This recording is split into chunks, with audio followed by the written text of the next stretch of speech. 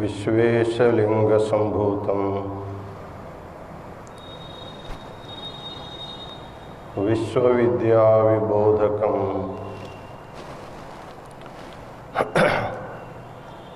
विश्ववन्द्यं सदा वन्दे विश्वाराध्यं जगद्गुरुं। काशी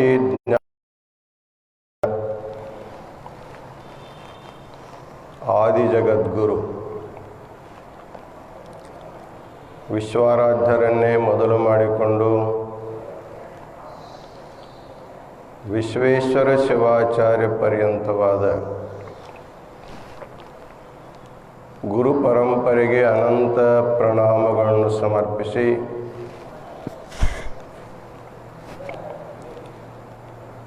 ಕಾಶಿ ವೀರಶೈವ ವಿದ್ವತ್ ಸಂಘದ ಎಲ್ಲ ವಿದ್ಯಾರ್ಥಿಗಳೇ,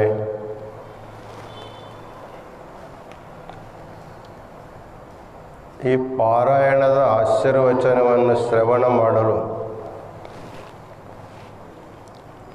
ಸಮ್ಮಿಲಿತರಾಗಿರುವ ಸಮಸ್ತ ಶ್ರದ್ಧಾಳುಗಳೇ ಹಾಗೂ ತಾಯಂದಿರಿ,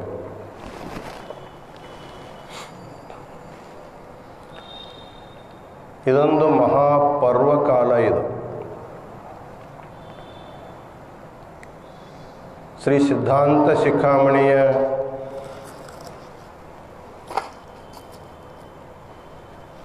ಒಂದು ಚಾರಿತ್ರಿಕ ಇತಿಹಾಸದೊಳಗೆ ಒಂದು ಸುವರ್ಣ ಯುಗ ಈಗ ಪ್ರಾರಂಭವಾಗಿದೆ ಅಂತ ಹೇಳಿದರೆ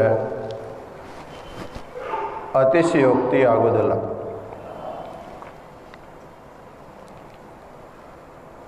ತ್ರೇತಾಯುಗದ ಕೊನೆ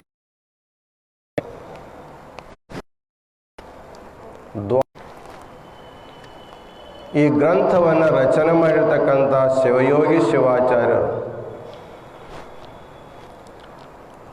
ಸುಮಾರು ಸಾವಿರಾರು ವರ್ಷಗಳ ಪೂರ್ವದಲ್ಲಿ ರೇಣುಕಾಗಸ್ತ್ಯರ ಸಂವಾದ ರೂಪವಾಗಿರ್ತಕ್ಕಂತಹ ಶಿವಯೋಗವನ್ನು ಪ್ರತಿಪಾದನೆ ಮಾಡುವ ಸಾಮಾನ್ಯರ ಕೈಗೆ ದೊರಕ್ತಾ ಇರೋದು ಒಂದು ಬಹಳ ಖುಷಿಯನ್ನು ನಮಗೆಲ್ಲ ತರ್ತಾ ಇದೆ. ಅದಕ್ಕೆ ನಾವು ಹೇಳೋದು 21ನೇ ಶತಮಾನ ಅಂದರೆ ಶ್ರೀ ಸಿದ್ಧಾಂತ ಶಿಖಾಮಣಿಯ ಸುವರ್ಣ ಕಾಲ ಅಂತ ನಾವು ಕರೀತಾ ಇದ್ದೇವೆ.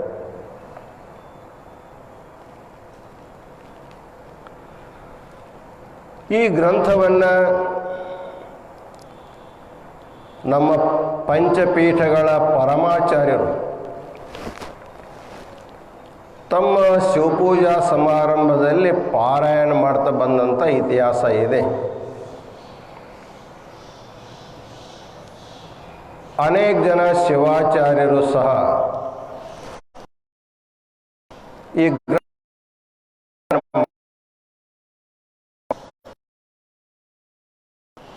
ಆದರೆ ಇತ್ತೀಚಿನ ದಿನಮಾನಗಳಲ್ಲಿ ಭಾಷೆಯನ್ನೇ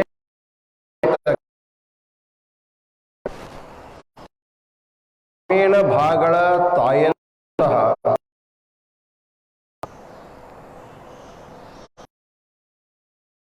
ಕಲಿತು ಪಾರಾಯಣ ಮಾಡುವುದನ್ನು ರೂಢಿಸಿಕೊಂಡು ಬಂದಿದ್ದಾರೆ.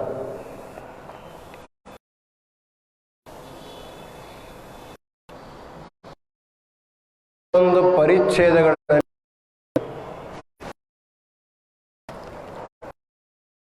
1004 ಹೆಚ್ಚು ಶ್ಲೋಕ ಗ್ರಂಥವನ್ನು ಈ ಪೂರ್ವದಲ್ಲಿ ಸಪ್ತಾಹಗಳಲ್ಲೇ ಪಾರಾಯಣ ಮಾಡಿ ಮುಗಿಸಿದ್ದಾನು. ಆದರೆ ಜನವರಿ 27, 2020ರಲ್ಲಿ ಕಾಶಿ ಜಂಗಮವಾಡಿ ಮಹಾಮಠದಲ್ಲಿ ನಡೆದಿರತಕ್ಕಂತಹ ಶ್ರೀ ಜಗದ್ಗುರು ವಿಶ್ವಾರಾಧ್ಯ ಗುರುಕುಲದ ಶತಮಾನೋತ್ಸವದ ಶುಭ ಸಂದರ್ಭದಲ್ಲಿ ಸಮಾರಂಭದೊಳಗೆ ಸೂಡಿ ಜುಕ್ತಿ ಹಿರೇ ಡಾಕ್ಟರ್ ಕೊಟ್ಟೂರು ಬಸವೇಶ್ವರ ಶಿವಾಚಾರ್ಯ ಸ್ವಾಮಿಗಳವರು ಪ್ರಾತಃ ಕಾಲ ಅಖಂಡ ಪಾರಾಯಣವನ್ನು ಉದ್ಘಾಟನೆ ಮಾಡಿದರು. ಅದರ ದಿವ್ಯ ನೇತೃತ್ವವನ್ನು ಧಾರವಾಡದ ವೇದಮಾತೆ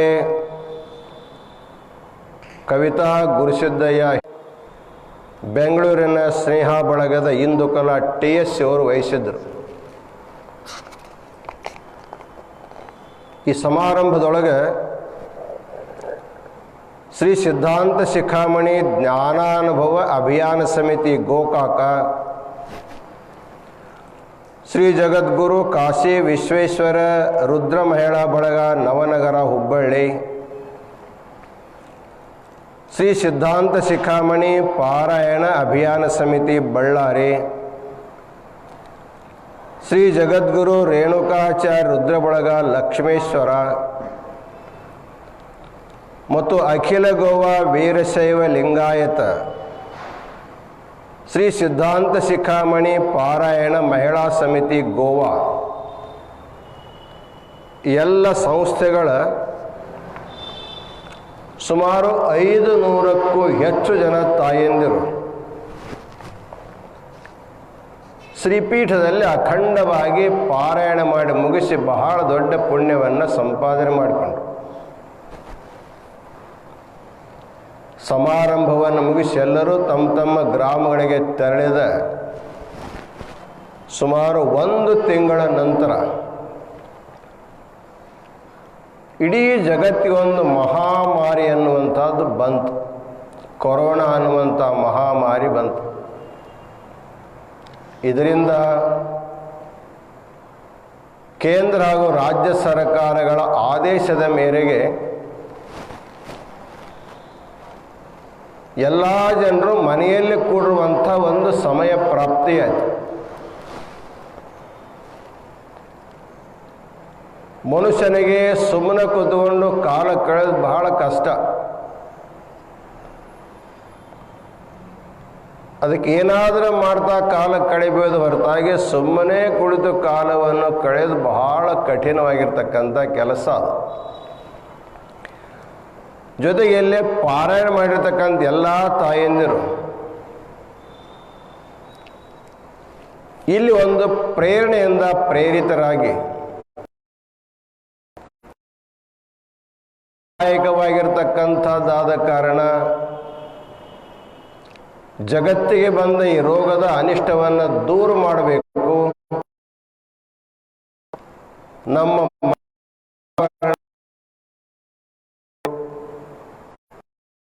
ನಾವು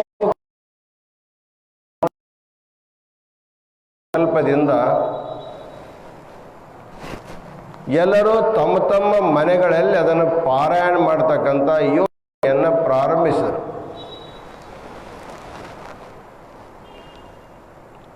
ಒಂದೇ ದಿನ ಸಂಪೂರ್ಣವಾಗಿ ಪಾರಾಯಣ ಮಾಡಬೇಕು. ಆದರೆ ಒಂದು ಜಾಗದ ಎಲ್ಲರೂ ಕೊಡ್ಲಿಕ್ಕಾಗೋದಲ್ಲ, ಅಷ್ಟು ಸಮಯವನ್ನು ಕೊಡ್ಲಿಕ್ಕಾಗೋದಲ್ಲ ಅಂತ ತಿಳ್ಕೊಂಡು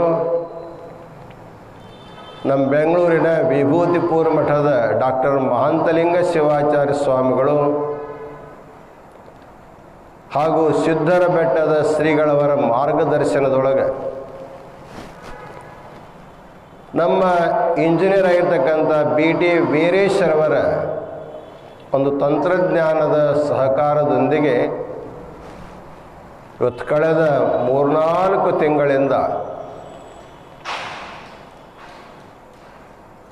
ಸುಮಾರು ಗ್ರಾಮಗಳ ಎಲ್ಲ ತಾಯಂದಿರು ತಮ್ಮ ತಮ್ಮ ಮನೆಗಳಲ್ಲಿ ಈ 1400 ಶ್ಲೋಕಗಳನ್ನು ಹಂಚಿಕೊಂಡು ಒಂದೇ ದಿವಸದಲ್ಲಿ ಪಾರಾಯಣ ಮಾಡಿ ಮುಗಿಸ್ತಕ್ಕಂಥ ಒಂದು ಒಳ್ಳೆಯ ಸಂಪ್ರದಾಯವನ್ನು ಹಾಕಿಕೊಂಡಿದ್ದಾರೆ. ಇದನ್ನೆಲ್ಲ ನೋಡಿ ಬಹಳ ಖುಷಿಯಾಗಿ ಅವರೆಲ್ಲರಿಗೂ ಕೂಡ ಕಾಶಿಯಿಂದ ಒಂದು ಆಶೀರ್ವಚನವನ್ನು ದಯಪಾಲಿಸಬೇಕಂತಕ್ಕಂಥ ಉದ್ದೇಶದಿಂದ ಇವತ್ತು ಈ ಸಮಾರಂಭವನ್ನು ಪ್ರಾರಂಭಿಸಿದ್ದೇವೆ. ಶ್ರಾವಣ ಮಾಸ ಮುಗಿದು ಭಾದ್ರಪದ ಮಾಸ ಪ್ರಾರಂಭವಾಗಿರೋದ್ರಿಂದ ಎಲ್ಲರ ಮನೆಗಳಲ್ಲಿ ಶ್ರೀ ಗಣೇಶನ ಪ್ರವೇಶವಾಗಿದೆ. ಆದ್ದರಿಂದ ಪ್ರತಿಯೊಬ್ಬರಿಗೂ ಕೂಡ ಈ ಗಣೇಶ ಹಬ್ಬದ ಶುಭ ಹಾರೈಕೆಯನ್ನು ಕೊಡುತ್ತಾ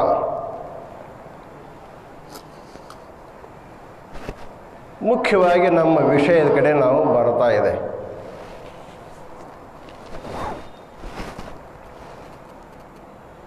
ಸಾಮಾನ್ಯವಾಗಿ ಮನುಷ್ಯನ ಬದುಕು ಅಂದ್ರೆ ಒಂದು ಥರದ ಯಾತ್ರಾ ಇದ್ದ ಹಾಗೆ.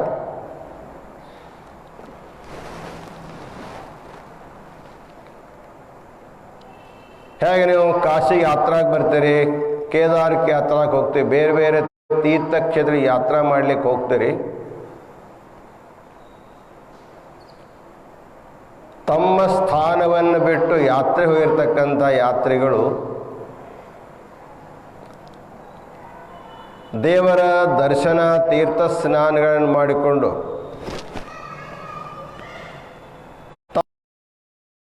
ಮತ್ತೆ ಹೊಳ್ಳಿ ಬರ್ತಕ್ಕಂಥ ಒಂದು ಸಂಪ್ರದಾಯ. ಕಾಶಿಗೆ ಬಂದಂಥ ಯಾತ್ರಾರ್ಥಿಗಳು ಕಾಶಿಯಲ್ಲಿ ತಮಗಿಷ್ಟವಾದಷ್ಟು ದಿವಸ ಇದ್ದು ಮತ್ತೆ ತಮ್ಮ ಊರಿಗೆ ಹೋಗಿ ಮುಟ್ತಕ್ಕಂಥದ್ದು ನಾವೆಲ್ಲ ನೋಡ್ಕೊಂಡು ಬರ್ತಾ ಇದೆ. ಆದರೆ ಒಂದು ಆಶ್ಚರ್ಯ ಅಂತಂದರೆ ಈ ಜಗತ್ತಿನಲ್ಲಿ ಬಂದಿರತಕ್ಕಂಥ ಎಲ್ಲ ಜೀವರಾಶಿಗಳು ಮೂಲ ಪರಬ್ರಹ್ಮ ಪರಮಾತ್ಮೆಯಿಂದ ಅಗಲಿ ನಾವೆಲ್ಲ ಒಂದು ಥರದ ಸಂಸಾರದ ಯಾತ್ರೆಯಲ್ಲಿ ಬಂದಿದೆ. ನಮ್ಮ ಯಾತ್ರೆ ಪ್ರಾರಂಭ ಆಗಿ ಎಷ್ಟು ದಿವಸ ಆಯಿತು ಅಂತಂದ್ರೆ ಅದಕ್ಕೆ ಲೆಕ್ಕ ಮಾಡಲಿಕ್ಕೇ ಬರೋದಿಲ್ಲ. ಎಂದು ಜಗತ್ತಿನ ಸೃಷ್ಟಿ ಪ್ರಾರಂಭವಾಯಿತು ಅಂದೇ ನಮ್ಮ ಯಾತ್ರಾ ಪ್ರಾರಂಭವಾಗಿದೆ. ಕೆಲವು ಜನರು ಯಾತ್ರೆಯನ್ನು ಮುಗಿಸ್ಕೊಂಡು ಮತ್ತು ಹೊಳ್ಳಿ ಪರಮಾತ್ಮೆಯಲ್ಲಿ ಸಮರಸರಾಗಿದ್ದಾರೆ. ಆದರೆ ಬಹಳಷ್ಟು ಜನರು ಜೀವಿಗಳು ಗಂತವ್ಯ ಸ್ಥಾನದ ಪರಿವೇ ಇರಲಾರ್ದರೆ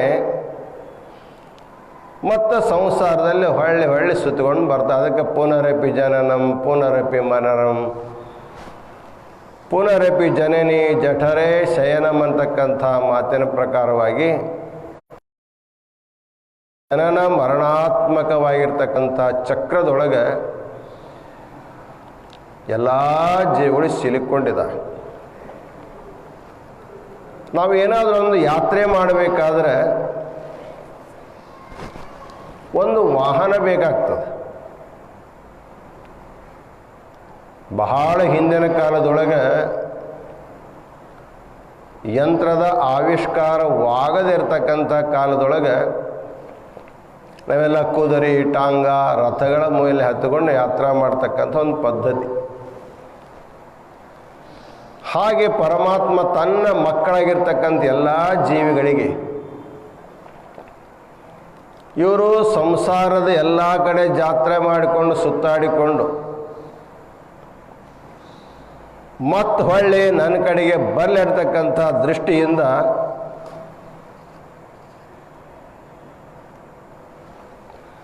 ಒಂದು ಸುಂದರವಾದ ರಥವನ್ನು ನಮಗೆಲ್ಲ ಕೊಟ್ಟಿದ್ದಾನೆ.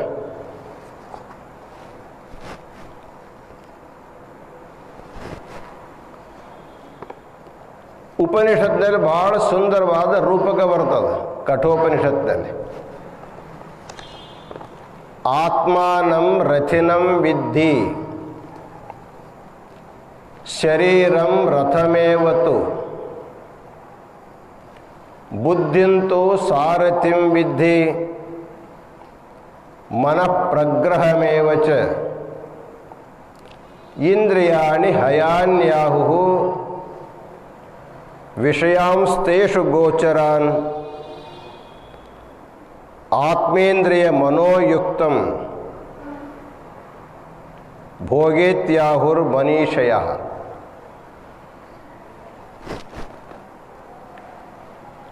ಆತ್ಮಾನಂ ರಥಿನಂ ವಿದ್ಧಿ. ನಮ್ಮ ದೇಹದಲ್ಲಿರ್ತಕ್ಕಂಥ ಏನು ಜೀವಾತ್ಮದನಲ್ಲ, ಅವನೇ ರಥಿ, ಅವನೇ ಯಾತ್ರೆ ಮಾಡ್ತಕ್ಕಂಥ ವ್ಯಕ್ತಿ ಅದು. ಶರೀರಂ ರಥಮೇವತು. ಅವ ಯಾತ್ರೆ ಮಾಡಲಿಕ್ಕೆ ಸಾಧನವಾಗಿರ್ತಕ್ಕಂಥದ್ದು ಶರೀರವೇ ಒಂದು ರಥ. ರಥ ಅಂದಮೇಲೆ ಅದಕ್ಕೆ ಕುದುರೆ ಬೇಕು, ಲಗಾಮ್ ಬೇಕು, ಸಾರಥಿ ಬೇಕಾಗ್ತದಲ್ಲ. ಅದಕ್ಕೆ ಹೇಳ್ತಾರೆ ಅವರು, ಬುದ್ಧಿಂತು ಸಾರಥಿಂ ವಿದ್ಧಿ. ಶರೀರ ಅಂತಕ್ಕಂಥದ್ದೇ ರಥ, ಜೀವಾತ್ಮನೇ ರಥಿ, ಅದಕ್ಕೆ ಬುದ್ಧಿನೇ ಸಾರಥಿ, ಮನಸ್ಸೇ ಅದರ ಲಗಾಮ್, ಮನಃ ಪ್ರಗ್ರಹಮೇವಚ. ಹಾಗಾದರೆ ಅಂದರೆ ಇಂದ್ರಿಯಾಣಿ ಹಯಾನ್ಯಾಹು. ಸುಮಾರು ಒಂದಲ್ಲ ಎರಡಲ್ಲ,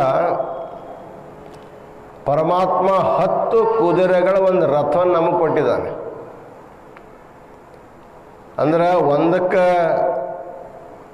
ಆಯಾಸ ಆದರೆ ಮತ್ತೊಂದು ಜಕ್ಕೊಂಡು ಹೋಗಲಿ, ಆದಷ್ಟು ಬೇಗನೆ ಈ ರಥವನ್ನು ಹತ್ತಿ ಜೀವಾತ್ಮ ನನ್ನ ಕಡೆಗೆ ಬರಲಿ ಅಂತಕ್ಕಂಥ ದೃಷ್ಟಿಯಿಂದ 10 ಇಂದ್ರಿಯಗಳಂತಕ್ಕಂಥ ಕುದುರೆಗಳನ್ನು, ಮನಸ್ಸಂತಕ್ಕಂಥ ಲಗಾಮನ್ನು, ಬುದ್ಧಿ ಎನ್ನುವಂಥ ಸಾರಥಿಯನ್ನು ಕೊಟ್ಟು ನಮ್ಮನ್ನು ಕಳಿಸಿಕೊಟ್ಟಿದ್ದಾನೆ. ಪರಂತು ಈ ರಥ ತೆಗೆದುಕೊಂಡು ಬಂದಿರತಕ್ಕಂಥ ಜೀವಾತ್ಮ ಒಂದು ರಥ ಅಲ್ಲ, 2 ರಥ ಅಲ್ಲ, ಇಂಥ ಎಷ್ಟೋ ರಥಗಳನ್ನು ಹಾಳು ಮಾಡಿಬಿಟ್ಟು. ಎಷ್ಟು ರಥ ಹಾಳು ಮಾಡ್ಯಾನ ಅಂತ ತಿಳ್ಕೊಂಡು ವಿಚಾರ ಮಾಡಿದರೆ ಶ್ರೀಮನ್ ನಿಜಗುಣ ಶಿವಿಗಳು ಅದನ್ನು ಬಹಳ ಸುಂದರವಾಗಿ ಹೇಳ್ತಾರೆ. ಬಹುತೇಕ ಕನ್ನಡದೊಳಗೆ ನಾವು ಆಧ್ಯಾತ್ಮವನ್ನು ಓದಬೇಕಂದ್ರೆ ನಿಜಗುಣರನ್ನೇ ಓದಬೇಕು. ಬಹುತೇಕ ಅವರಿಗೆ ನಾವು ಕನ್ನಡದ ಆಧ್ಯಾತ್ಮಿಕ ಬೃಹಸ್ಪತಿ ಅಂತ ಹೇಳಿದ್ರು ಕೂಡ ಅತಿಶಯೋಕ್ತಿ ಆಗೋದಿಲ್ಲ. ಅಷ್ಟು ಸುಂದರವಾಗಿ ಸುಲಲಿತವಾಗಿ ಯಾವ ತತ್ವಗಳು ಸಂಸ್ಕೃತ ಅದ್ವೈತ ಸಿದ್ಧಿಯಲ್ಲಿದಾವೋ, ಯಾವ ವಿಚಾರಗಳು ಖಂಡ ಖಾದ್ಯಲ್ಲಿದ್ದಾವೋ, ಯಾವ ವಿಚಾರಗಳು ಚಿತ್ಸುಕಿ, ವಿವರಣ, ಪ್ರಮೇಯ ಸಂಗ್ರಹ ಮುಂತಾದ ಗ್ರಂಥಗಳಲ್ಲಿ ಹೇಳಪಟ್ಟಿದ್ದಾವೆ, ಕಾಶಿಗೆ ಬಂದು ಅಭ್ಯಾಸ ಮಾಡ್ತಕ್ಕಂಥವರಿಗೆ ಯಾವುದು ತಿಳಿಯೋದು ಭಾಳ ಕಷ್ಟನೋ ಅಂಥ ಎಲ್ಲ ವಿಷಯಗಳನ್ನು ಬಹಳ ಸುಂದರವಾಗಿ ಕನ್ನಡದೊಳಗೆ ಉಪದೇಶ ಮಾಡಿರ್ತಕ್ಕಂಥ ಬಹಳ ದೊಡ್ಡ ವ್ಯಕ್ತಿ ಅಂದರೆ ನಿಜಗುಣ ಶಿವಗಳು. ಅವರೊಂದು ಮಾತು ಹೇಳ್ತಾರೆ, ಎಷ್ಟು ರಥ ನಾವು ಹಾಳು ಮಾಡಿವಪ್ಪ.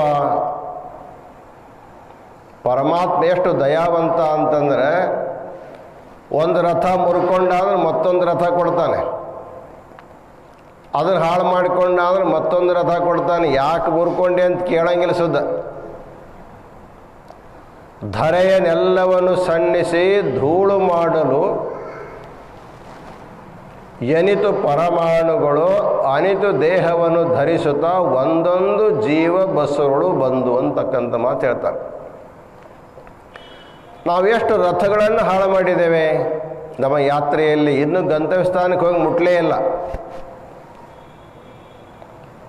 ಈ ಭೂಮಿಯನ್ನು ಕುಟ್ಟಿ ಪುಡಿ ಮಾಡಿ ಪರಮಾಣುಗಳನ್ನು ಮಾಡಿದರೆ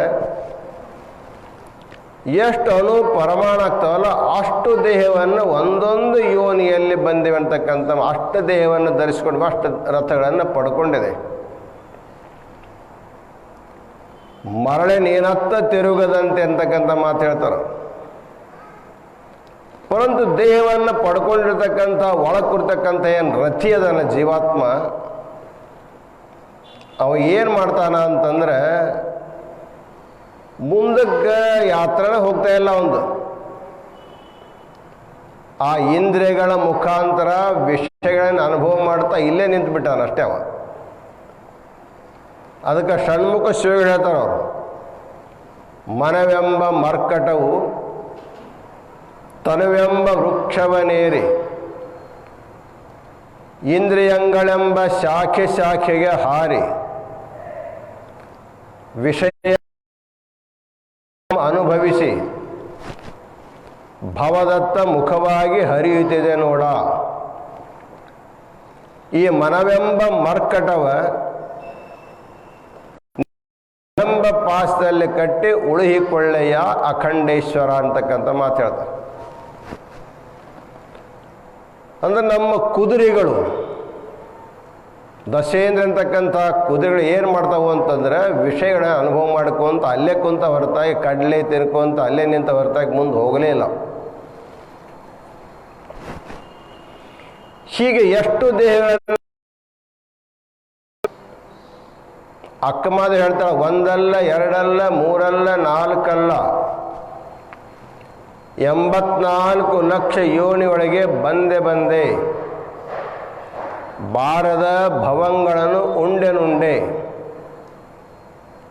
ಇನ್ನು ಮುಂದೆ ನೀ ಕರುಣಿಸ ಚನ್ನಮಲ್ಲಿ.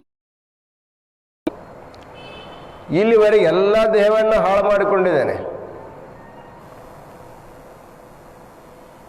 ಆದರೆ ಈ ದೇಹವನ್ನಾದರೂ ಕೂಡ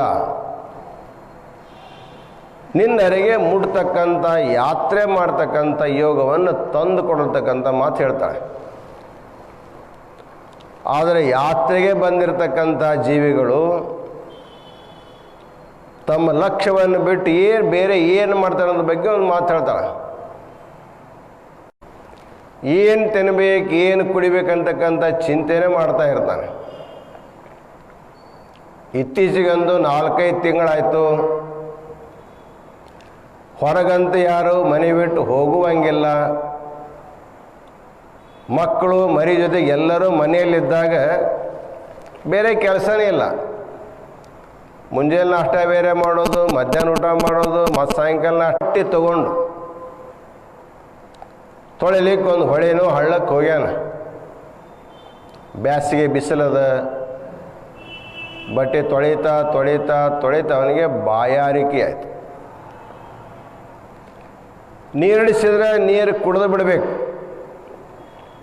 ಯಾಕಂದ್ರೆ ನಮ್ಮ ಪ್ರಾಣ ಬದುಕಿರಬೇಕಾದ್ರೆ ನೀರು ಬೇಕಂತ ಹೇಳ್ತದೆ ಶಾಸ್ತ್ರದಲ್ಲಿ. ಆಪೋಮಯ ಪ್ರಾಣ, ನೀರು ಹಾಕದೆ ಇದ್ರೆ ಪ್ರಾಣ ಹೋಗ್ತದೆ. ಎಷ್ಟೋ ಸಂದರ್ಭಗಳಲ್ಲಿ ಕೆಲವರು ಅನಶನ ವ್ರತವನ್ನು ಮಾಡ್ತಿರ್ತಾರೆ, ಊಟ ಮಾಡಂಗಿಲ್ಲ, ಅವ್ರ ಕಾಲಕ್ಕೆ ಸ್ವಲ್ಪ ನೀರು ಕುಡಿತಾ ಇರ್ತಾರೆ. ಕೆಲವರು ಬಹಳ ಹಠವಾದಿಗಳು, ನೀರನ್ನು ಕೂಡ ಬಿಟ್ಟು ಇರುವಂತಹದ್ದನ್ನು ನೋಡ್ತೀವಿ. ದೇಹದಲ್ಲಿರ್ತಕ್ಕಂಥ ನೀರಿನ ಅಂಶ ಕಡಿಮೆ ಆಯಿತು ಅಂತ ಕೇಳಿದರೆ ಅವಾಗ ಮನುಷ್ಯ ಮೂರ್ಛೆ ಹೋಗ್ತಾನೆ. ಒಮ್ಮೆ ಮೂರ್ಛೆ ಹೋದ ಅಂದರೆ ಹೊಳ್ಳೆ ಬರೋದು ಭಾಳ ಕಷ್ಟ. ಅದಕ್ಕೆ ಅಂಥವನ್ನು ಕರ್ಕೊಂಡೋಗಿ ನೀರು ಕುಡಿಸ್ಬೇಕಂದ್ರೆ ಕುಡಿಯಂಗಿಲ್ಲವ. ಅದಕ್ಕೆ ಅವನು ಸಲೈನ್ ಮುಖಾಂತರವಾಗಿ ದೇಹಕ್ಕೆ ನೀರು ಬಿಡ್ತಾರೆ. ಆವಾಗ ಅವನ ಪ್ರಾಣ ಬದುಕೊಂಡಿರಲಿಕ್ಕೆ ಸಾಧ್ಯವಾಗ್ತದೆ. ಅಂದರೆ ಪ್ರಾಣ ಬದುಕಬೇಕಾದ್ರೆ ಅನ್ನ ಇರದಿದ್ರೂ ಕೂಡ ನೀರು ಅವಶ್ಯವಾಗಿ ಬೇಕು. ಆದರೆ ಅವ ಆಗಸ್ ಏನು ಮಾಡಿದ ಅಂತಂದ್ರೆ ಬಟ್ಟೆ ತೊಳಿತಾ ಬಾಯಾರಿಕೆ ಆಗಿದ್ರೂ ಕೂಡ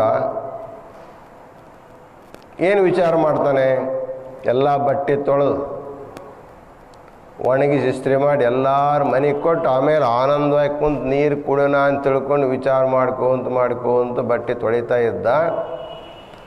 ಅದು ಬಾಯಾರಿಕೆಯಾಗಿ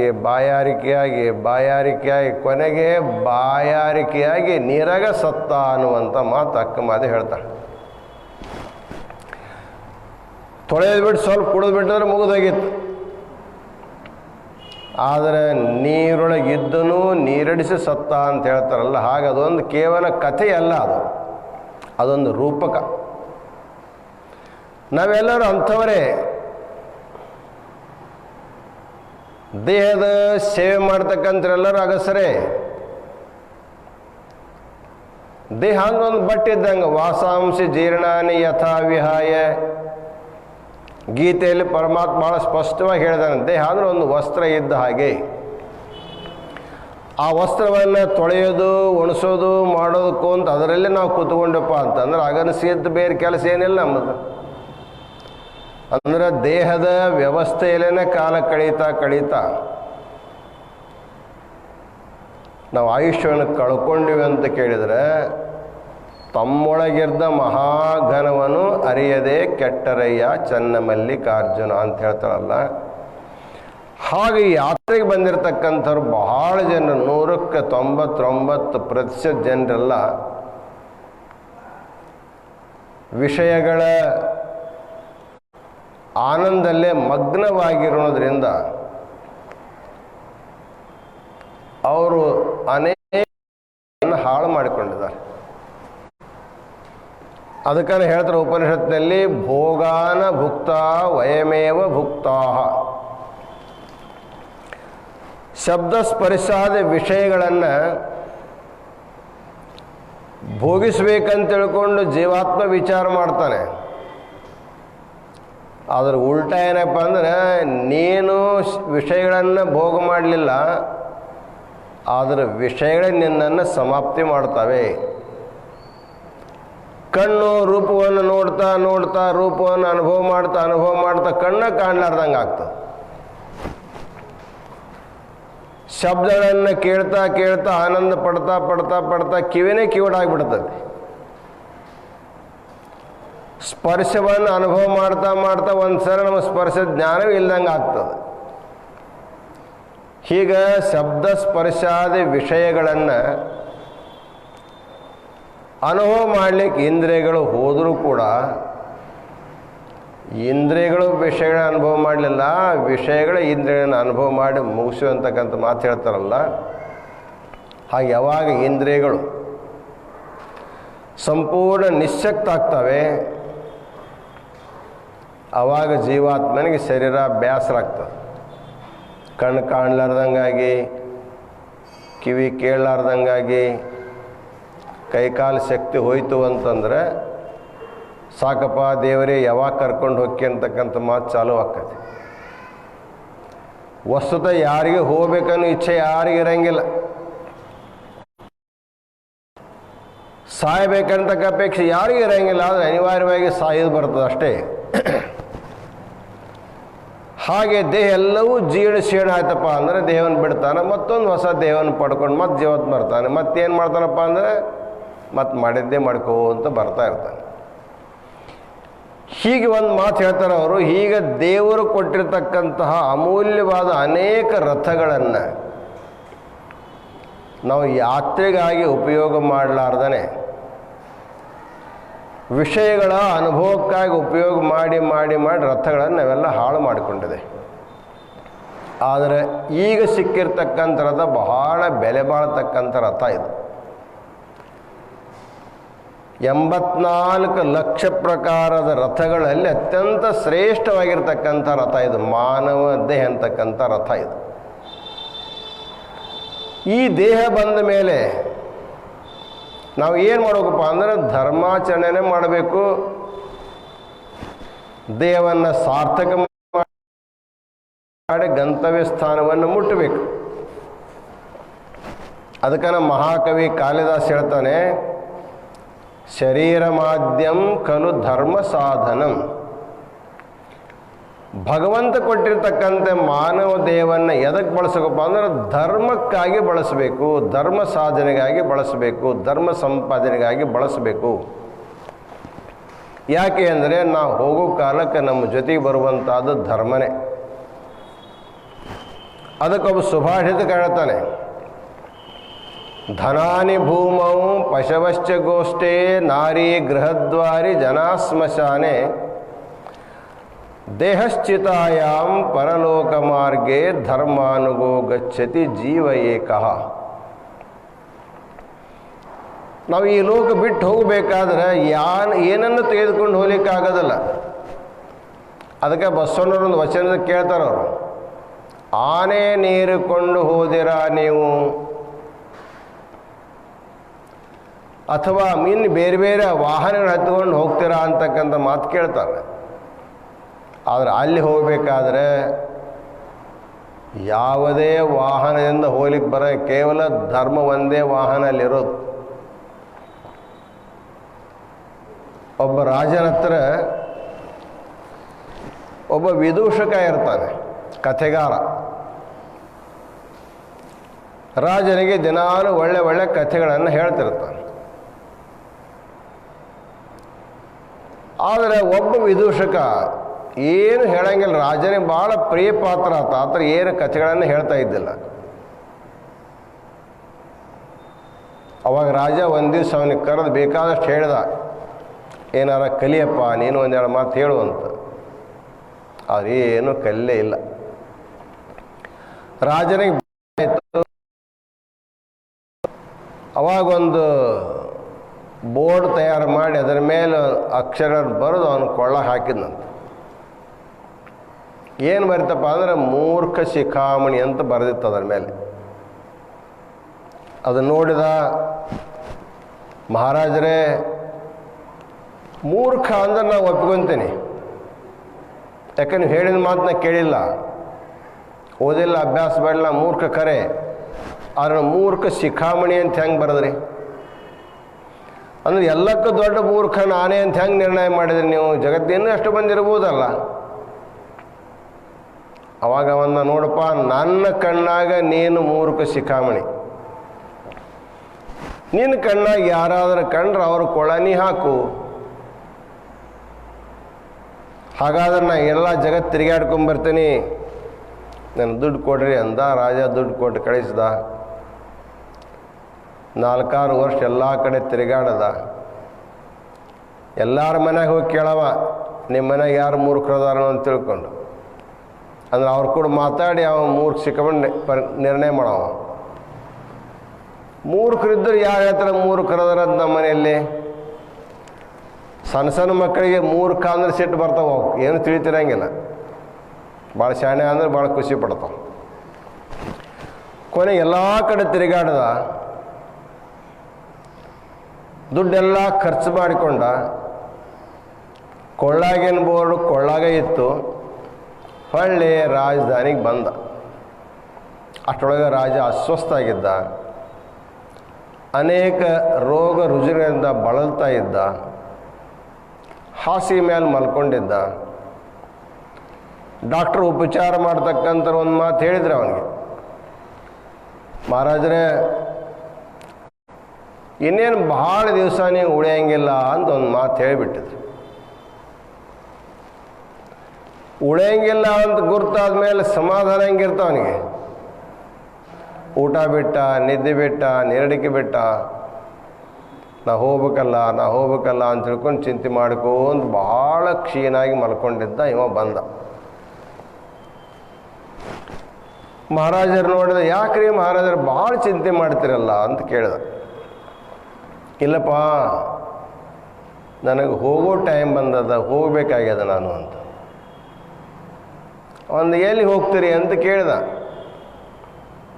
ಯಾರಿಗೆ ಹೇಳಕ್ಕೆ ಬರ್ತೈತಿ ಎಲ್ಲಿ ಹೋಗಿ ಅಂತ ತಿಳ್ಕೊಂಡು ಕೇಳಿದರೆ ಯಾರಿಗೆ ಹೇಳಕ್ಕೆ ಬರೋದಲ್ಲ.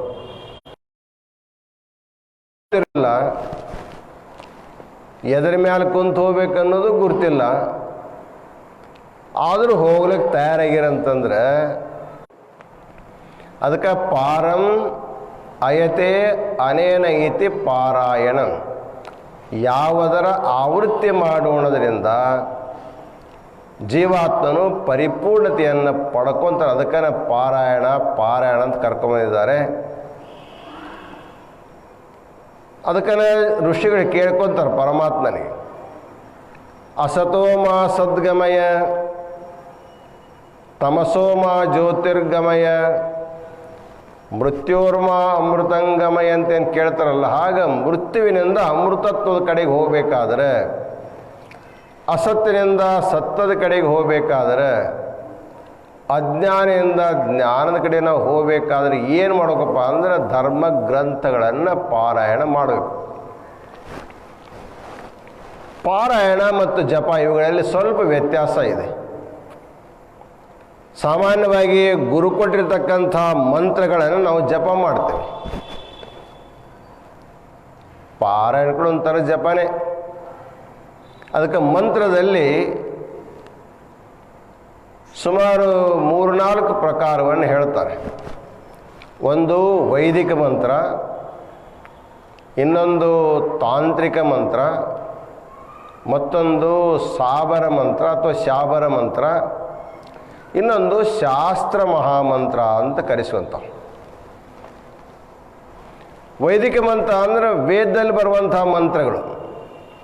ಈಗ ಉದಾಹರಣಾರ್ಥವಾಗಿ ಪಂಚಾಕ್ಷರ ಮಹಾಮಂತ್ರ ಇದೆ, ಇದು ವೇದದಲ್ಲಿ ಬಂದಿರತಕ್ಕಂಥದ್ದು. ನಮಃ ಶಿವಾಯ ಚ ಶಿವತರಾಯ ಚ, ಇದಕ್ಕೆ ನಾವು ವೈದಿಕ. ಇನ್ನು ತಂತ್ರಶಾಸ್ತ್ರದಲ್ಲಿ ಬರ್ತಕ್ಕಂಥ ಮಂತ್ರ ಅಂತ ಕರೀತಾರೆ. ಇನ್ನು ಸಾಬರ ಮಂತ್ರ ಅಂತಂದರೆ ಸಾಮಾನ್ಯವಾಗಿ ಅವುಗಳು ಯಾವುದೇ ಭಾಷೆಗೆ ಸೀಮಿತವಾಗಿರಂಗಿಲ್ಲ. ಎಲ್ಲ ಭಾಷಾ ಮಿಕ್ಸನೂ ಇರ್ತವೆ. ಅವು ಭಾಳ ಶುದ್ಧವಾಗಿರ್ಬೇಕಂತಕ್ಕಂಥ ನೇಮನೂ ಇರಂಗಿಲ್ಲ ಅದಕ್ಕೆ. ಆದರೆ ಯಾವುದೊಂದು ದೈವಿ ಕೃಪೆಯಿಂದ ಒಬ್ಬ ವ್ಯಕ್ತಿ ಯಾವುದನ್ನು ತಾನು ಸಿದ್ಧ ಮಾಡಿಕೊಂಡಿರ್ತಾನೆ, ಅದು ಪರಂಪರೆಯಿಂದ ಬಾರದೇ ಇರತಕ್ಕಂಥ ಒಂದು ಮಂತ್ರ, ಹೊಸ ಹೊಸ ಮಂತ್ರ ಆವಿಷ್ಕಾರ, ಅದಕ್ಕೆ ಸಾಬರ ಮಂತ್ರ ಅಂತ ಕರ್ಕೊಂಬರ್ತಾರೆ. ಅವುಗಳು ಸಂಸ್ಕೃತದಲ್ಲಿರ್ತವೆ, ಅವು ಹಿಂದಿಯಲ್ಲಿರ್ತವೆ, ಅವು ಉರ್ದುದೊಳಗಿರ್ತವೆ. ಎಲ್ಲ ಭಾಷಾ ಮಿಕ್ಸನ್ ಕೂಡ ಇರ್ತಕ್ಕಂಥದ್ದನ್ನು ನೋಡ್ಕೊಂಬರ್ತಾರೆ. ಆ ಮಂತ್ರಗಳಿಗೆ ನಾವು ಶುದ್ಧಾಶುದ್ಧಿಯನ್ನು ನೋಡ್ಲಿಕ್ಕೆ ಬರಂಗಿಲ್ಲ.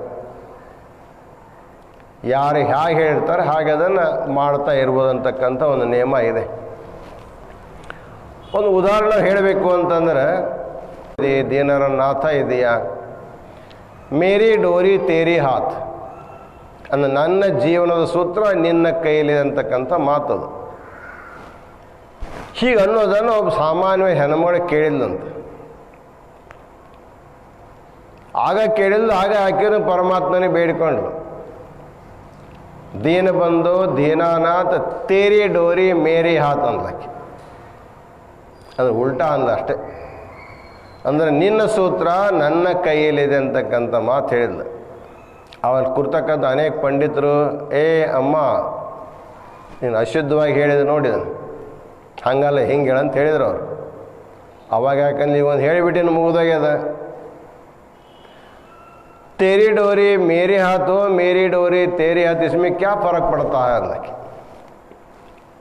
ನನ್ನ ಕೈಗೆ ಹಗ್ಗ ನಿನ್ನ ಕೈಗಿದ್ರು ಅಷ್ಟೇ, ನಿನ್ನ ಹಗ್ಗ ನನ್ನ ಕೈಗಿದ್ರೆ ಇಬ್ಬರು ಸಂಬಂಧ ಆಯ್ತಲ್ಲ. ಹಾಗೆ ಸಾಬರ ಮಂತ್ರಗಳಿಗೆ ಶುದ್ಧಾಶುದ್ಧಿಯನ್ನು ನೋಡ್ಲಿಕ್ಕೆ ಬರಂಗಿಲ್ಲ. ಇನ್ನು ಶಾಸ್ತ್ರ ಮಹಾಮಂತ್ರ, ಇದು ಬಹಳ ಮುಖ್ಯ. ಸಾಮಾನ್ಯವಾಗಿ ಭಗವದ್ಗೀತೆಯನ್ನು ಬಹಳ ಜನ ಪಾರಾಯಣ ಮಾಡ್ತಾರೆ. ಅಲ್ಲಿ ನ್ಯಾಸ ಮಾಡೋ ಕಾಲಕ್ಕೆ ಅಶ್ಯಶ್ರೀ ಭಗವದ್ಗೀತಾ ಶಾಸ್ತ್ರ ಮಹಾಮಂತ್ರಸ್ಯ ಅಂತ ಬರ್ತದೆ. ಅಂದರೆ ಇಡೀ ಭಗವದ್ಗೀತಾ 700 ಶ್ಲೋಕಗಳ ಭಗವದ್ಗೀತಾ ಒಂದು ಮಂತ್ರ ಅದು.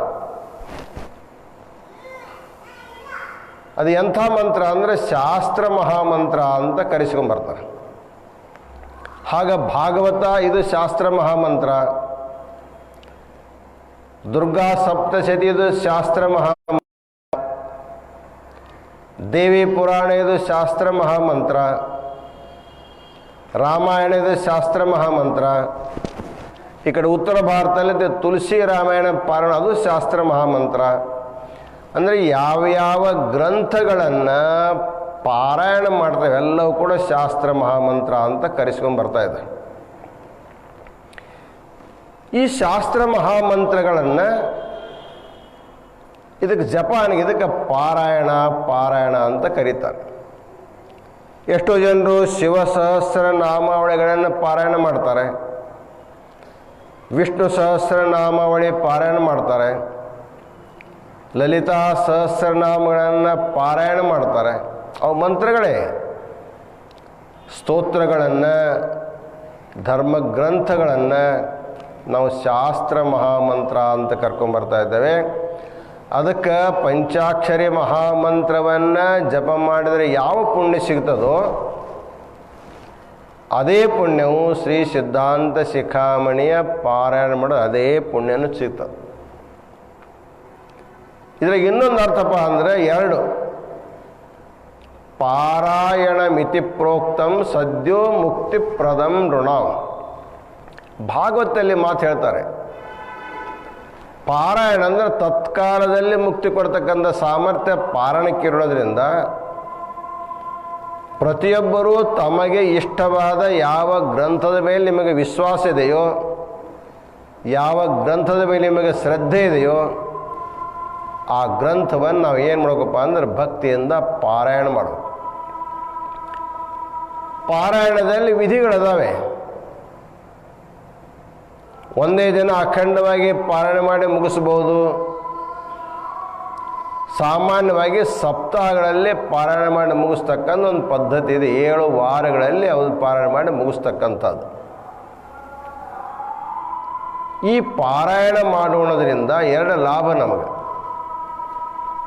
ಒಂದೇದು, ಗ್ರಂಥವನ್ನು ಪಾರಾಯಣ ಮಾಡೋದ್ರಿಂದ ಜಪದ ಪುಣ್ಯ ನಮಗೆ ಸಿಗ್ತದೆ. ಆ ಪುಣ್ಯ ಏನು ಮಾಡ್ತಪ್ಪ ಅಂದರೆ ನಮಗೆ ಭೋಗೈಶ್ವರ್ಯಗಳನ್ನು ಕೊಡ್ತದೆ. ಇಹಲೋಕದೊಳಗೆ ನಾವು ಏನೇನು ಅಪೇಕ್ಷೆ ಪಡ್ತೀವಿ, ನಮ್ಮ ಎಲ್ಲ ಇಷ್ಟಾರ್ಥಗಳು ಸಿದ್ಧಿ ಆಗ್ತವೆ. ಸಿದ್ಧಾಂತ ಶಿಖಾಮಣಿಯನ್ನು ಪಾರಾಯಣ ಮಾಡಿ ಬಹಳ ಜನ ತಮ್ಮ ಇಷ್ಟಾರ್ಥ ಪಡ್ಕೊಂಡವ್ರು ಅದಾರೆ. ನಾವು ಪಡ್ಕೊಂಡಿವೆ, ನಾವು ಹೇಳ್ದಂಗೆ ಮಾಡಿ ಅನೇಕ ಜನರು ಕೂಡ ಪಡ್ಕೊಂಡಿದ್ದಾರೆ. ಯಾಕಂದರೆ ಇದು ಭೋಗ ಮೋಕ್ಷ ಕೊಡ್ತಕ್ಕಂಥ ಸಾಮರ್ಥ್ಯ ಗ್ರಂಥಕ್ಕೆ ಪ್ರಸಾದಿ ಗ್ರಂಥವಾಗಿರೋದ್ರಿಂದ, ಆಚಾರ್ಯರ ಪ್ರಸಾದಿಕ ವಾಣಿಯಾಗಿರೋದ್ರಿಂದ ಇದನ್ನು ಪಾರಾಯಣ ಮಾಡೋದ್ರಿಂದ ಪುಣ್ಯ ಪ್ರಾಪ್ತಿ ಆಗ್ತದೆ, ಇಷ್ಟಾರ್ಥಗಳನ್ನು ಕೊಡ್ತದೆ. ಎರಡನೇ, ಇದನ್ನು ಪಾರಾಯಣ ಮಾಡ್ತಾ ಮಾಡ್ತಾ ಇದರ ಅರ್ಥವನ್ನು ತಿಳ್ಕೋಬೇಕು ನಾವು. ಸಾಮಾನ್ಯವಾಗಿ ಗುರುಗಳು ಮಂತ್ರವನ್ನು ಜಪ ಮಾಡಲಿಕ್ಕೆ ಹೇಳಿದಾಗ ಅಕ್ಷರಗಳ ಆವೃತ್ತಿ ಮಾಡೋದಷ್ಟೇ ಜಪ ಅಲ್ಲ, ತಜ್ಜಪ ತದರ್ಥ ಭಾವನಂ ಅಂತ.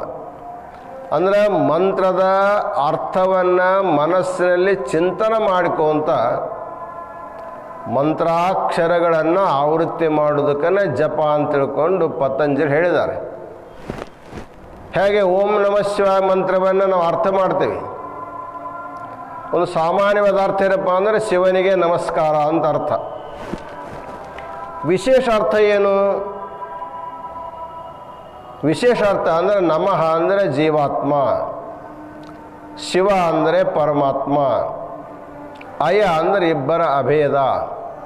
ಅಂದರೆ ನಮಃ ಶಿವ ಅಂತಕ್ಕಂಥ ಒಂದು ಸರಿ ನಾವು ಬಾಯಿಂದ ಉಚ್ಚಾರಣೆ ಮಾಡಿದರೆ ನಾನು ಶಿವಸ್ವರೂಪನಿದ್ದೇನೆ, ಅಹಂ ಶಿವ ಅನ್ನೋ ಅರ್ಥ ಚಿಂತನೆ ಮನಸ್ಸಿನಲ್ಲಿ ಆಗ್ತಾ ಇತ್ತು ಅಂತಂದ್ರೆ ಅದು ನಿಧಿಧ್ಯಾಸನ ಆಗ್ತದೆ. ಅದರಿಂದ ಅವನಿಗೆ ಸದ್ಗತಿ ಅನ್ನುವಂಥದ್ದು ಸಿಗ್ತದೆ. ಅಕ್ಷರಗಳ ಆವೃತ್ತಿಯಿಂದ ಪುಣ್ಯ ಪ್ರಾಪ್ತಿ, ಅಕ್ಷರಾರ್ಥಗಳನ್ನು ತಿಳ್ಕೊಂಡು ಮಾಡೋದ್ರಿಂದ ನಮಗೆ ಜ್ಞಾನ ಪ್ರಾಪ್ತಿ ಆಗ್ತದೆ. ಅದಕ್ಕೆ ಸಿದ್ಧಾಂತ ಶಿಖಾಮಣಿಯನ್ನು ತಿಳಿದು ಪಾರಾಯಣ ಮಾಡಿದರೆ ಪುಣ್ಯ ಪ್ರಾಪ್ತಿ ಆಗ್ತದೆ. ಆ ಗ್ರಂಥದ ಕೆಳಗೆ ಬರತಕ್ಕಂಥ ಅರ್ಥವನ್ನು ತಿಳ್ಕೊಂಡು ನೀವು ಚಿಂತನೆ ಮಾಡಿದರೆ ನಿಮಗೆ ಅರ್ಥನೂ ಸಿಗ್ತದೆ. ಅರ್ಥಜ್ಞಾನವಾದರೆ ಮೋಕ್ಷ ಪ್ರಾಪ್ತಿ ಆಗ್ತದೆ, ಪಾರಾಯಣ ಮಾಡಿದರೆ ಭೋಗ ಪ್ರಾಪ್ತಿ ಆಗ್ತದೆ. ಹೀಗೆ ಸಿದ್ಧಾಂತ ಶಿಖಾಮಣಿಯನ್ನು ಇತ್ತೀಚೆಗೆ ಬಹಳ ಜನರು ಅದನ್ನು ಪಾರಾಯಣ ಮಾಡ್ತಾರೆ. ತಾಯಂದ್ರೆ ವಿಶೇಷವಾಗಿ ಎಲ್ಲ ಪ್ರದೇಶಗಳಲ್ಲಿ ಎಲ್ಲ ಜಿಲ್ಲೆಯಲ್ಲಿ ಮಾಡ್ಕೊಂಡು ಬರ್ತಾ ಇದ್ದಾರೆ. ಅದನ್ನು ಇನ್ನೂ ವ್ಯಾಪಕವಾಗಿ ಮಾಡ್ತಕ್ಕಂಥ ವಿಚಾರಣೆ ಕೂಡ ಇದೆ. ಅದಕ್ಕೆ ಸಿದ್ಧಾಂತ ಶಿಖಾಮಣಿಯನ್ನು ನಾವು ಲಿಂಗ ಪೂಜೆ ಮಾಡಿಕೊಂಡ ಮೇಲೆ ಒಂದು ದಿವಸ ಸಂಪೂರ್ಣವಾಗಿ ಪಾರಾಯಣ ಮಾಡಲಿಕ್ಕೆ ಆಗದೇ ಇದ್ರೂ ಕೂಡ ದಿನಾಲು ಸ್ವಲ್ಪ ಪಾರಾಯಣ ಮಾಡ್ಕೊಂತ ಹೋದರೆ ನೀವು ಕೆಲವೇ ದಿನಗಳಲ್ಲಿ ಪಾರಾಯಣ ಮಾಡಿ ಮುಗಿಸ್ಬೋದು. ಬೇಡ, ನಾವು ದಿನಾಲು ಒಂದು 4-5 ಶ್ಲೋಕಗಳನ್ನು ಪಾರಾಯಣ ಮಾಡಿ ಅದರ ಅರ್ಥ ಚಿಂತನೆ ಮಾಡ್ತಾ ಹೋದರೆ 1 ವರ್ಷದಲ್ಲಿ ಗ್ರಂಥ ಪೂರ್ಣ ಪಾರಾಯಣ ಆಗ್ತದೆ. ಅರ್ಥನೂ ಕೂಡ ನಿಮ್ಮ ತಿಳುವಳಿಕೆ ಆಗ್ಲಿಕ್ಕೆ ಸಾಧ್ಯವಾಗ್ತದೆ. ಜೊತೆಗೆ ಸಂಘಟಿತವಾಗಿ ಪಾರಾಯಣ ಮಾಡೋ ಕಾಲಕ್ಕೆ ನಾವು ಒಂದು ವಾರದಲ್ಲಿ, ಒಂದು ತಿಂಗಳಲ್ಲಿ, ಅಥವಾ 12 ತಿಂಗಳಲ್ಲಿ, ಅಥವಾ ಇನ್ನೂ ಕೆಲವು ದಿನಗಳಲ್ಲಿ, 21 ದಿನಗಳಲ್ಲಿ ಕೂಡ ನಾವು ಪಾರಾಯಣ ಮಾಡಲಿಕ್ಕೆ ಸಾಧ್ಯಕ್ಕೆ. ವಿಶೇಷವಾಗಿ ಸದ್ಯ ಪಾರಾಯಣ ಮಾಡ್ತಕ್ಕಂಥ ಬಳ್ಳಾರಿಯ ಕೆಲವು ಜನ ತಾಯಂದಿರು ಅಖಂಡವಾಗಿ ದಿನಾಲು ಒಂದು ಅಧ್ಯಾಯವನ್ನು ಪಾರಾಯಣ ಮಾಡ್ತಕ್ಕಂಥ ನಮಗೆಲ್ಲ ಗುರುತಾಗಿದೆ. ಒಟ್ಟಿನ ಮೇಲೆ ಬಹಳ ಸುವರ್ಣ ಯುಗ ಈಗ ಸದ್ಯಕ್ಕೆ ಸಿದ್ಧಾಂತ ಶಿಖಾಮಣಿ ಸುವರ್ಣ ಕಾಲ ಅಂತ ನಾವು ಹೇಳಿದೇವಲ್ಲ, ಅದಕ್ಕೆ ಎಲ್ಲರೂ ಕಲಿಬೇಕು. ಇದು ಕೇವಲ ವೀರಶೈವರಿಗಷ್ಟೇ ಸೀಮಿತವಾಗಿರ್ತಕ್ಕಂಥ ಕಾಲ ಇದು ಮನುಕುಲದ ಕಲ್ಯಾಣಕ್ಕಾಗಿ, ಮಾನವರ ಕಲ್ಯಾಣಕ್ಕೆ ಉಪದೇಶ ಮಾಡಿರ್ತಕ್ಕಂಥ ದಿವ್ಯ ಗ್ರಂಥವಾಗಿರೋದ್ರಿಂದ ಪ್ರತಿಯೊಬ್ಬರೂ, ಪ್ರತಿಯೊಂದು ಸಮಾಜದವರು ಕೂಡ ಈ ಗ್ರಂಥವನ್ನು ಪಾರಾಯಣ ಮಾಡಿ ತಮ್ಮ ಇಷ್ಟಾರ್ಥವನ್ನು ಪಡ್ಕೊಳ್ಲಿಕ್ಕೆ ಸಾಧ್ಯವಾಗ್ತದೆ. ಅದಕ್ಕೆ ಮನುಷ್ಯನಾಗಿ ಬಂದ ಮೇಲೆ ಧರ್ಮವನ್ನೇ ಸಂಪಾದನೆ ಮಾಡಬೇಕು, ದೇಹದಿಂದ ಧರ್ಮವನ್ನು ಸಂಗ್ರಹಿಸಬೇಕಂತಂದಾಗ ಭಾಳ ಸುಲಭವಾದ ಧರ್ಮ ಕಾರ್ಯ ಅಂತಂದ್ರೆ ಗ್ರಂಥಗಳ ಪಾರಾಯಣ. ಅದಕ್ಕೆ ಪ್ರತಿಯೊಬ್ಬರು ಕೂಡ ಶ್ರೀ ಸಿದ್ಧಾಂತ ಶಿಖಾಮಣಿ ಪಾರಾಯಣವನ್ನು ಮಾಡಬೇಕು. ಕೆಲವೊಂದು ನಿಮಿತ್ತ ಮಾಡಿಕೊಂಡು ಕೂಡ ನೀವು ಮಾಡಬಹುದು. ನಿಮ್ಮ ಮಕ್ಕಳ ಜನ್ಮದಿನ ನಿಮಿತ್ತ ಮಾಡಿಕೊಂಡು ಮನೆಯಲ್ಲಿ ಪಾರಾಯಣ ಮಾಡಬಹುದು, ಅಥವಾ ನಿಮ್ಮದೇ ಹುಟ್ಟುಹಬ್ಬದ ನಿಮಿತ್ತವಾಗಿ ಇಟ್ಟುಕೊಂಡು ಪಾರಾಯಣ ಮಾಡಬಹುದು, ಅಥವಾ ನೀವು ಗೃಹಸ್ಥರಾಗಿದ್ದರೆ ಲಗ್ನದ ದಿನವನ್ನು ನಿಮಿತ್ತವಾಗಿ ಇಟ್ಟುಕೊಂಡು ನೀವು ಪಾರಾಯಣ ಮಾಡಬಹುದು, ಅಥವಾ ಯಾರಾದರೂ ಹೊಸ ಮನೆಗಳನ್ನು ಕಟ್ಟಿ ಪ್ರವೇಶ ಮಾಡ್ತಕ್ಕಂಥ ಸಂದರ್ಭ ಇದ್ದರೆ ಆ ಮನೆಯ ಪ್ರವೇಶ ನಿಮಿತ್ತ ಮಾಡಿಕೊಂಡು ಕೂಡ ಮನೆಯಲ್ಲಿ ಪಾರಾಯಣ ಮಾಡ್ಬೋದು. ಹೀಗೆ ಯಾವುದಾದ್ರೂ ಒಂದು ನಿಮಿತ್ತ ಮಾಡಿಕೊಂಡು ಪಾರಾಯಣ ಮಾಡೋಕ್ಕೂ ಯಾವುದು ನಿಮಿತ್ತ ಇಲ್ಲ ಅಂತಂದರೆ ನಿತ್ಯ ಪೂಜೆ ನಿಮಿತ್ತ ಮಾಡಿಕೊಂಡು ಕೂಡ ಅದನ್ನು ಪಾರಾಯಣ ಮಾಡ್ತಕ್ಕ ಅತ್ಯಂತ ಶ್ರೇಷ್ಠವಾಗಿರ್ತಕ್ಕಂಥ ವ್ರತ. ಬಹುತೇಕ ಕಲಿಯುಗದೊಳಗೆ ಪಾರಾಯಣಕ್ಕೆ ಸಿಕ್ಕಿರ್ತಕ್ಕಂಥ ಫಲ ಬೇರೆ ಯಾವುದಕ್ಕೂ ಕೊಡಲಿಕ್ಕೆ ಸಾಧ್ಯ ಇಲ್ಲ ಅಂತ ತಿಳ್ಕೊಂಡು ಈ ಪಾರಾಯಣ ಮಾಡೋದ್ರಿಂದ ಸಂಸಾರದಿಂದ ಪಾರಾಗ್ತಾನೆ, ಸಂಸಾರ ಅರಣ್ಯದಿಂದ ಪಾರಾಗ್ತಾನೆ, ಪರಿಪೂರ್ಣವಾದ ಪರಬ್ರಹ್ಮ ಪರಮಾತ್ಮನ ತಿಳ್ಕೊಳ್ಲಿಕ್ಕೆ ಪಡ್ಕೊಳ್ಲಿಕ್ಕೆ ಸಾಧನೀಭೂತವಾಗಿರೋದ್ರಿಂದ ಈ ಪಾರಾಯಣ ಪ್ರತಿಯೊಬ್ಬರು ಮಾಡಬೇಕಂತಕ್ಕಂಥ ಮಾತನ್ನು ತಿಳಿಸ್ತಿದ್ದೇವೆ. ವಿಶೇಷವಾಗಿ ಕರ್ನಾಟಕದೊಳಗೆ ನಮ್ಮ ಇಂದುಕಲಾ ಅವರು ಮತ್ತು ಕವಿತಾ ಹಿರೇಮಠರವರು ಬಹಳ ಪರಿಶ್ರಮ ಮಾಡಿ ಹೆಣ್ಮಕ್ಳು ಕಲಿಸ್ತಾ ಇದ್ದಾರೆ. ನೀವು ಕಲಿಬೇಕು. ಜೊತೆಗೆ ನಿಮ್ಮ ಸಣ್ಣ ಸಣ್ಣ ಮಕ್ಕಳಿಗೆ, ಮನೆ ಇರ್ತಕ್ಕಂಥ ಮಕ್ಕಳಿಗೆ, ನೀವಂತೂ ಬಹಳ ವಯಸ್ಸಾದ ಮೇಲೆ ಕಲ್ತೀರಿ, ಆದರೆ ಕಲಿತವರು ನೀವೇ ಮನೆಯಲ್ಲಿರೋದ್ರಿಂದ ನಿಮ್ಮ ಮಕ್ಕಳಿಗೆ ಮೊಮ್ಮಕ್ಕಳಿಗೆ ಕೂಡಿಸಿ ಕಲಿಸ್ತಕ್ಕಂಥ ರೂಢಿಯನ್ನು ನೀವೆಲ್ಲ ಹಾಕೋಬೇಕು. ಮುಂದಿನ ದಿನಮಾನಗಳಲ್ಲಿ ಸಿದ್ಧಾಂತ ಶಿಖಾಮಣಿಯ ಒಂದು ಪಾರಾಯಣ ಸ್ಪರ್ಧೆಯನ್ನು ಕೂಡ, ಕಂಠಪಾಠ ಪಾರಾಯಣ ಸ್ಪರ್ಧೆ ಇರತಕ್ಕಂಥ ಒಂದು ಸನ್ನಿವೇಶ ಇದೆ. ನಮಗಾಗಲೇ ಮೊನ್ನೆ ಫೆಬ್ರವರಿ 16ಕ್ಕೆ ಮಾನ್ಯ ಪ್ರಧಾನಮಂತ್ರಿಗಳು 19 ಭಾಷೆಯ ಗ್ರಂಥಗಳನ್ನು ಉದ್ಘಾಟನೆ ಮಾಡಿ ಒಂದು ಸೂಚನೆ ಕೊಟ್ಟಿದ್ದಾರೆ. ಅವರು ಇದೊಂದು ಆನ್ಲೈನ್ ಒಂದು ಸ್ಪರ್ಧೆಯನ್ನು ಕೂಡ ನೀವು ಇಡ್ಬೋದು. ಮಕ್ಕಳಿಗೆ ಕಂಠಪಾಠ ಸ್ಪರ್ಧೆ ಇಡ್ಬೋದು. ಪ್ರತಿಯೊಂದು ಜಿಲ್ಲೆಯಲ್ಲಿ, ಪ್ರತಿಯೊಂದು ಪ್ರಾಂತದಲ್ಲಿ ಸ್ಪರ್ಧೆ ಇಡಬೇಕು, ಮಕ್ಕಳಿಗೆ ಪುರಸ್ಕಾರ ಕೊಡಬೇಕಂತ ಒಂದು ಸೂಚನೆಯನ್ನು ಕೊಟ್ಟಿದ್ದಾರೆ. ಅದನ್ನು ಸೂಚನೆ ಪ್ರಕಾರವಾಗಿ ಮುಂದಿನ ದಿನಗಳಲ್ಲಿ ಸಣ್ಣ ಸಣ್ಣ ಮಕ್ಕಳಿಗೆ ಕಂಠಪಾಠ ಸ್ಪರ್ಧೆ ಇಡ್ತಾ ಇದ್ದೇವೆ. ಇವತ್ತು ಹೇಗಾರು ಮನೆಯಲ್ಲಿ ನೀವೆಲ್ಲ ಕಲಿತವರಿದ್ದೀರಿ, ನೀವು ಶುದ್ಧವಾಗಿ ನಿಮ್ಮ ಮಕ್ಕಳಿಗೆ ಅದನ್ನು ಕಲಿಸ್ಬೇಕು. ಅವರು ಕಂಠಪಾಠ ಮಾಡಿದ ನಮ್ಮ ತಿಳಿಸಿದರೆ ಅವ್ರ ಮನೆಯಲ್ಲಿ ಕೂತ್ಕೊಂಡು ಪಾರಾಯಣ ಮಾಡಿದ್ದನ್ನು ನಾವು ಕೇಳುವಂಥ ವ್ಯವಸ್ಥೆ ಮಾಡ್ತೀವಿ. ಆವಾಗ ಮಕ್ಕಳಿಗೆ ಪುರಸ್ಕಾರ ಕೊಡಲಿಕ್ಕೆ ಸಾಧ್ಯ ಆಗ್ತದೆ. 30-40 ವರ್ಷದ ಮೇಲೆ ನೀವು ಕಲಿತೀರಿ, ನಿಮ್ಮ ಮಕ್ಕಳಿಗೆ ಬೇಗನೆ ಕಲಿಸ್ತಕ್ಕಂಥ ಯೋಗ ನಿಮ್ಮಲ್ಲಿ ಬಂದಿದೆ. ಅದನ್ನು ನೀವೆಲ್ಲರೂ ಮಾಡಬೇಕಂತಕ್ಕಂಥ ಮಾತನ್ನು ತಿಳಿಸಿ, ಈ ಕೊರೋನಾ ಮಹಾಮಾರಿಯ ಈ ವಿಕಟ ಪ್ರಸಂಗದಲ್ಲಿ ನಿಮ್ಮ ಸಮಯವನ್ನು ಧರ್ಮಾನುಷ್ಠಾನಕ್ಕೆ ಕಳೆದಿರ್ತಕ್ಕಂಥ ಎಲ್ಲ ತಾಯಿಯಂದರಿಗೆ ಮತ್ತೊಮ್ಮೆ ಶುಭ ಹಾರೈಕೆಯನ್ನು ಕೊಡ್ತಾ ಇದ್ದೇವೆ. ಇದು ಕೊರೋನಾ ಮುಗಿದ್ರೂ ಕೂಡ ಪಾರಾಯಣ ಮುಗಿಸ್ಬೇಡ್ರಿ, ಇದು ನಿರಂತರವಾಗಿ ಮಾಡ್ತಾ ಇರೋದ್ರಿಂದ ನಿಮ್ಮ ಜೀವನಕ್ಕೆ ಒಂದು ಒಳ್ಳೆಯ ಲಾಭ ಆಗುತ್ತೆ ಅಂತಕ್ಕಂಥ ಮಾತನ್ನು ತಿಳಿಸಿ ಮತ್ತೊಮ್ಮೆ ಎಲ್ಲರಿಗೆ ಶುಭವನ್ನು ಕೋರಿ ಈ ಪಾರಾಯಣ ವಿಶೇಷವಾದ ಆಶೀರ್ವಚನಕ್ಕೆ ವಿರಾಮ ಕೊಡ್ತಾ ಇದ್ದೇವೆ. ಓಂ ಶಾಂತಿ ಶಾಂತಿ ಶಾಂತಿ.